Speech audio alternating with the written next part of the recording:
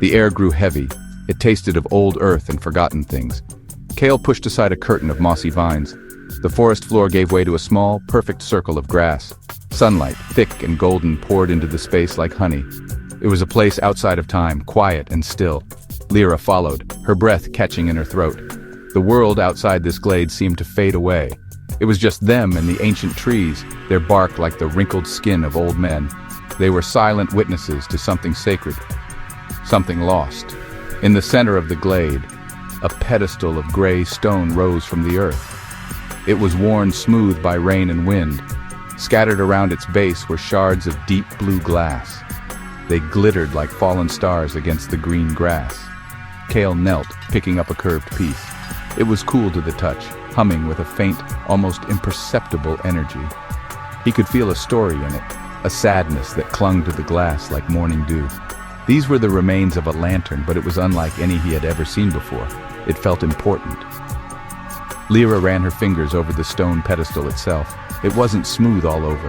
Her touch found shallow grooves, deliberate lines carved into the rock. They were symbols, elegant and flowing, yet jagged with age. They looked like a language no one spoke anymore. Some were faded, almost gone, but others were still sharp and clear. This place was not just a glade. It was a memorial. It was a warning. It held secrets that the forest had kept for a very, very long time. They looked at each other, a silent question passing between them. Why were they here? What had drawn them to this specific spot in the sprawling, nameless wood? The forest seemed to hold its breath, waiting. A whisper, not of wind but of something else, slithered through the leaves. It was a feeling more than a sound, a sense of being watched by unseen eyes. The glade was beautiful, but a thread of deep, old sorrow was woven into its very fabric, a melancholy that chilled them to the bone.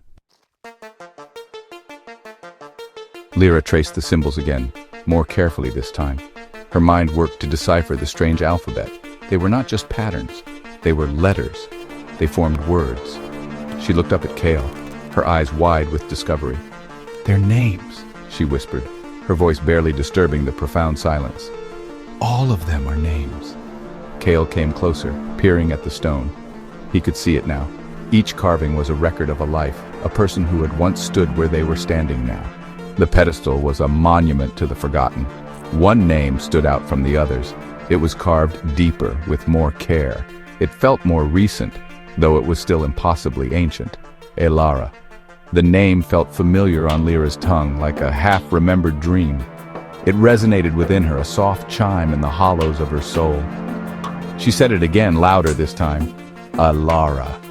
The name hung in the air, and for a moment the golden light in the glade seemed to flicker, as if in recognition.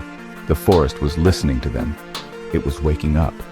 Kael felt a strange pull toward another set of carvings, slightly separate from the rest. He brushed away a patch of moss, revealing a name that made his heart skip a beat. Corvan. It was a strong name, a protector's name. As his fingers touched the stone, a jolt went through him. It was not a shock of static, but a shock of memory. He saw a flash of a smiling woman, with eyes the color of the summer sky. He saw hands, strong and calloused, holding a blue lantern that cast a gentle, calming light. The glade was no longer just a place. It was becoming a story. The air thickened with unspoken words and unfelt emotions. The silence was now filled with the ghosts of conversations, with the echoes of laughter and the lingering ache of goodbyes. Kael and Lira were no longer just discoverers. They were becoming part of the narrative. The forest, it seemed, had been waiting for them. It had been waiting for someone to read the names and remember the people they belonged to. The visions came in waves, soft and fleeting at first. Lira saw a woman, Elara, her hair like spun moonlight.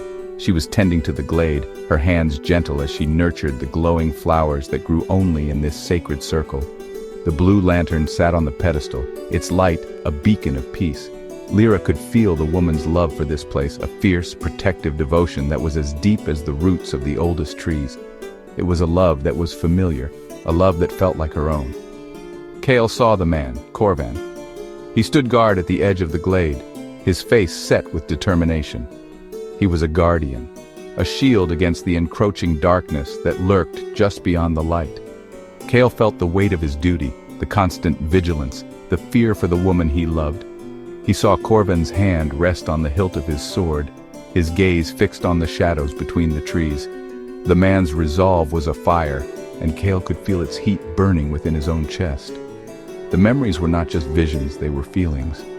Kael and Lira felt the deep, unwavering love between Elara and Corvin. It was a love forged in shared duty and quiet moments, a bond stronger than any stone or steel. They understood the sacrifice. The blue lantern was a vessel for their combined magic, a tool to keep the forest in balance, but using it came at a great cost. It slowly drained their life force, tethering them to the glade forever. They had chosen this fate together. They realized the truth with a chilling certainty. They were not just seeing memories, they were feeling them because the memories were, in some way, their own. The souls of Elara and Corvin had not vanished. They had lingered, waiting for what they did not know. But the connection was undeniable. Kael and Lira were echoes of the past, drawn back to the place where their story had begun and ended. The forest remembered them, and it was showing them who they used to be. As the final vision faded, the glade's golden light began to dim. A cold wind swept through the trees, carrying with it a scent of decay and profound grief. The sorrow that had been a subtle thread was now a suffocating blanket. From the deepest shadows at the edge of the glade, a form began to coalesce. It was a creature of darkness and despair, a swirling mass of negative energy given shape. This was the Remnant. It was the grief of Elara and Corvin, left behind when their love was not enough to save them. The Remnant spoke, its voice a chorus of whispers and sighs, the sound of heartbreak itself. "You have returned," it hissed, its form wavering like smoke. "You feel the love, but do you feel the pain? The sacrifice was for nothing. The darkness always returns." It fixed its hollow gaze on them. "You have a choice. Embrace your love again and be destroyed by it just as they were, or forsake it. Let go of this connection, and I will grant you peace. You will forget this place, forget each other, and live." Fear, cold and sharp, pierced through Kael. The Remnant's offer was a cruel temptation. A life of peace, free from this ancient burden, was a powerful lure. He looked at Lira, saw the terror in her eyes, and knew he could never choose to forget her. This connection, this echo of a past love, was more real than anything he had ever known. He would not let it go, even if it meant facing this monstrous sorrow. Courage born of love began to push back against the fear.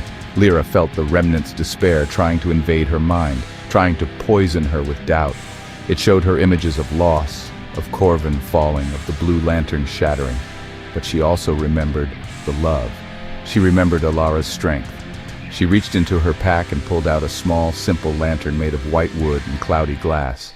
It was a gift from her grandmother, who had always said it held a little bit of starlight. It was all she had. The Remnant lunged. It did not have claws or teeth, but it attacked with something far worse. The very roots of the ancient trees twisted into thorny tendrils, lashing out at them.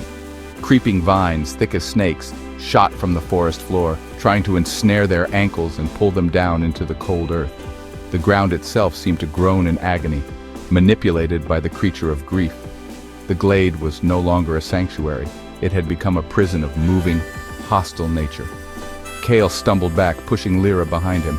With a trembling hand, Lira raised her small white lantern. She focused on the memory of Elara's love, on the warmth of Kael's presence beside her. She poured all her hope, all her newfound courage, into the simple object. A soft, pure white light bloomed from within the glass. It wasn't as powerful as the blue lantern from the visions, but it was steady. It was clean. The light pushed back against the oppressive darkness, causing the attacking roots and vines to recoil as if burned. The Remnant shrieked, a sound of pure anguish as the clean light touched it. The white light was not the magic of sacrifice, but the magic of hope and enduring love. It could not destroy the Remnant, for grief is a part of life, but it could hold it at bay.